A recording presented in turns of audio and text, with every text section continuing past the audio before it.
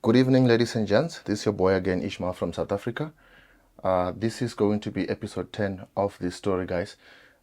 Take note, guys. South Africa is boiling. We in the middle of heat wave. We are sweating. The heat in the afternoon was unbearable. Hence, I decided to do this video late in the evening because I couldn't stand the heat in the afternoon. It was crazy. I tried to record outside. It was too noisy. I live in the main road. Taxis are driving past and stuff like that. So yeah, without any further ado, guys, let me just carry on and just jump into the story. As I just mentioned in the beginning, this is episode 10 of my story, guys. I'm going to be continuing with the journey of how I grew up, how my father used to do things when I was young and stuff like that. So in today's episode, guys, this is going to be very much interesting. Now, you're going to then wonder the type of a person my father was. You get what I mean? So let me tell you something about him.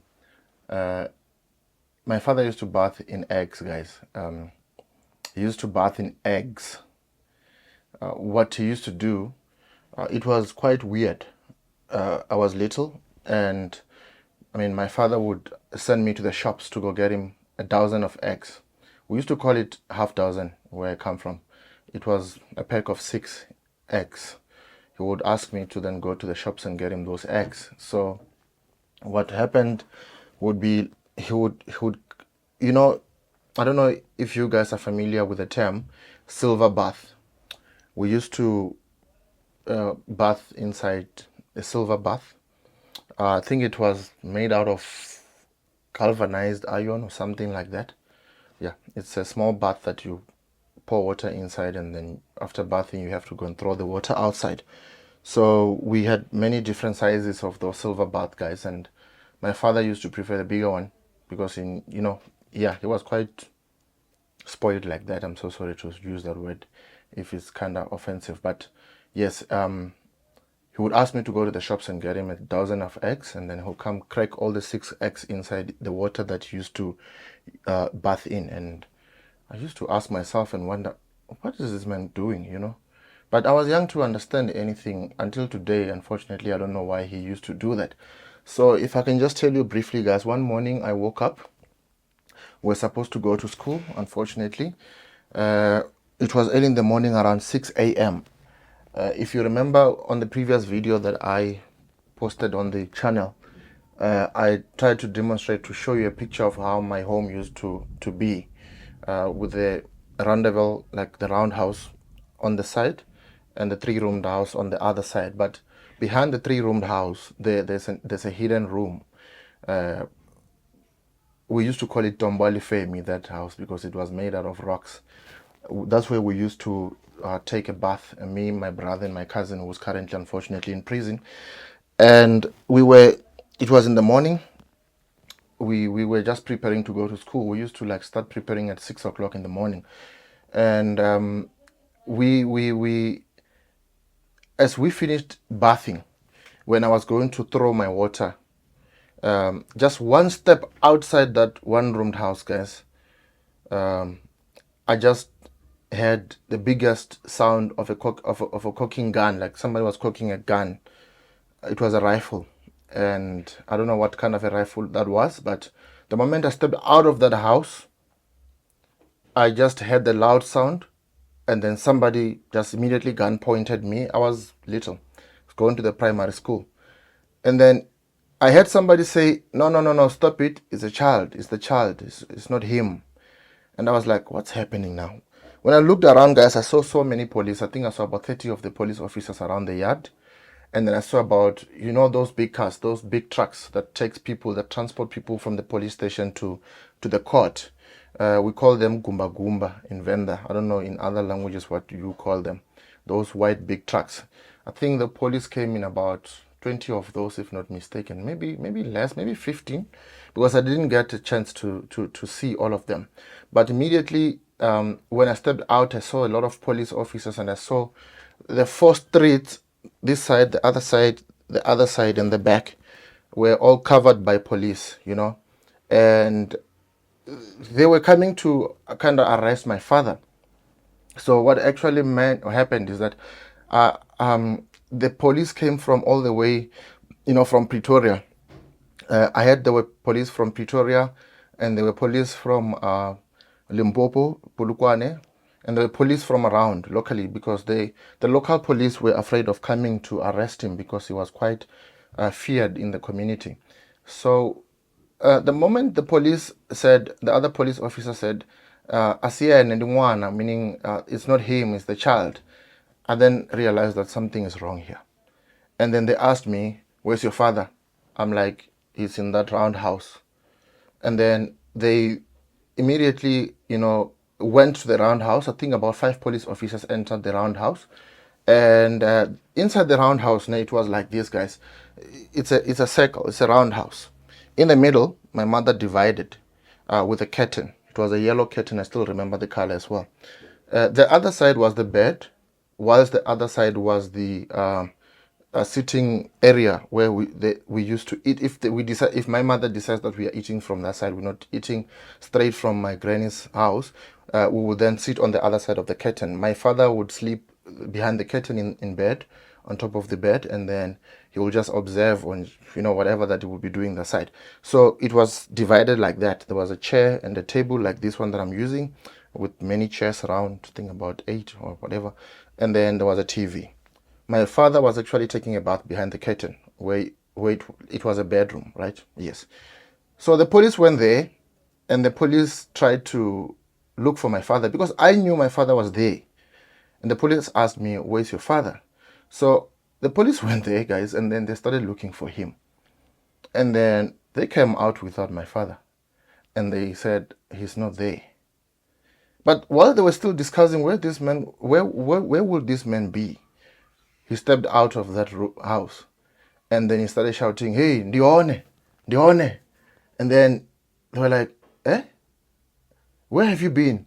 He said, "No, I've been bathing," because he came half naked. Now he was wearing shorts, and he was not wearing anything up here. He had his towel on the shoulder like this, guys, and they was like, "Ndione, Ndione." And then they were like, "Where have you been?"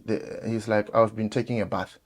They were like, "Bro, we came in there, we looked for you, and we didn't find you. Now you're stepping out of the one-roomed house and you're saying you've been bathing. How is that possible?" And then he said to me, "Hey, Katuan Tangara Forangi," and then meaning, "Go buy me cigarette next door." So I ran to go buy a cigarette, and he was demonstrating to them where he's been bathing, and that's where actually they looked. That's what they said. They said, we looked here. We were just here. We're looking for you, bro, but you were not here." He said, "No, I was here. I was bathing." And then eventually, when I came with a cigarette, I gave him the cigarette, and then a couple of police officers took him to the side, and then they started having a chat with him. And then he presented the documents that they were looking for. I think they were looking for a firearm license. By the time, the guns and stuff in South Africa were not popular at all. It was maybe only him in the village that had a firearm. They started looking for, they started asking for the documentations for the firearm, I guess because I was not close by. And he showed them some paperwork and stuff like that. And they just decided, they called their commander or something, and then they had a chat, and then they decided to disperse. They left. And then I was quite happy that, maybe this guy will be arrested and go forever or for quite some time. And unfortunately, he was not arrested because he didn't offend anyone. He was not guilty of anything at all. But I don't know what happened. I think somebody reported him that he has a gun and stuff like that. So over and above that, guys, the chief in my area was quite related to me. He was a cousin, actually. I don't want to get into details as to how, but the chief was the cousin to me. And then after realizing that my granny was going through a lot, and my mother was also going through a lot, he came to say to my father, "Why don't you get a place to stay and get yourself chibugwana?" Chibugwana is more like, in my area, in the villages now, what we do is you, as a family, like let's assume you are 4 in the family. All the adults is people over a certain age, maybe 18, as well as the people who has kids. Even though you are younger than 18, but if you've got kids, you go and register yourself in the community book, whereby if there's a funeral, you pop out some money. Back then it was 5 rands, now it's about 10 rands a person. So you might find that in a household about 4 people are paying. the 5 rands and the 10 rands, and all that contribution towards each funeral might end up, being like 20,000 rands, which go an extra mile in assisting and helping the family of the deceased in terms of burying their loved ones and stuff like that. So this is an old thing that was invented by the old people that is still working until now. So the chief came to say to my father, why don't you look for your place to stay, and why don't you get yourself that book, because he didn't have it. If he had died, guys, trust me, he wouldn't be buried by the community around, because you need to have that book in order to be part of the community, the village, and be part of everything that happens. So the chief came to say, hey bro, chief was old, not his age but almost his age. You could call him a brother or bro, whatever. So he said, hey bro, look, why don't you get yourself that book so that you can also be part of the community of the village. And he said to him, I don't want you to introduce me to the things that are done by dead people, that are done for dead people. I don't get involved in things that are done for dead people. Yeah, basongon jenisa ka zwithu zwa vhathu vho faho, thu vhudziwa zwithu zwa vhathu vho faho nne. To shumi nga vhathu vho faho, ndafa ndi aliwa. Why must I pay for these things while I'm going to die? This is for the dead, That's what he said. But then when the chief said, okay, fine, then why don't you just find yourself a place to stay? He decided to then find a place to stay, guys, and he didn't really make use of the place. He got a nice place, the nicest place ever, and he said he was going to go build there, and then he took us early mornings to go and make bricks so that he can build.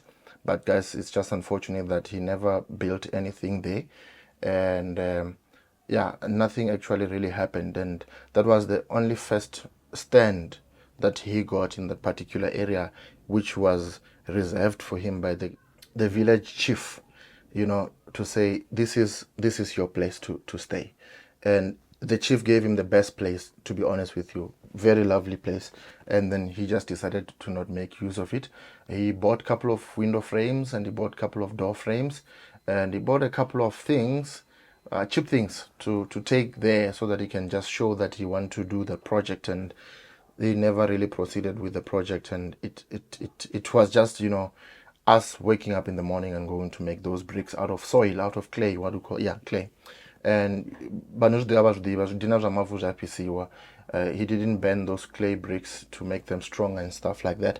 And then when the rain came, they all melted, and it was his purpose not to actually build, Yes. And let me leave you on this episode right here, guys, and then the rest will follow on the next one. And I thank you for tuning in, guys. Please share, subscribe, and do all the necessary things. I love you so much, and I am really inspired by the comments that are coming through to say I must keep it up, because this is not easy to stand up and start talking to people about your previous.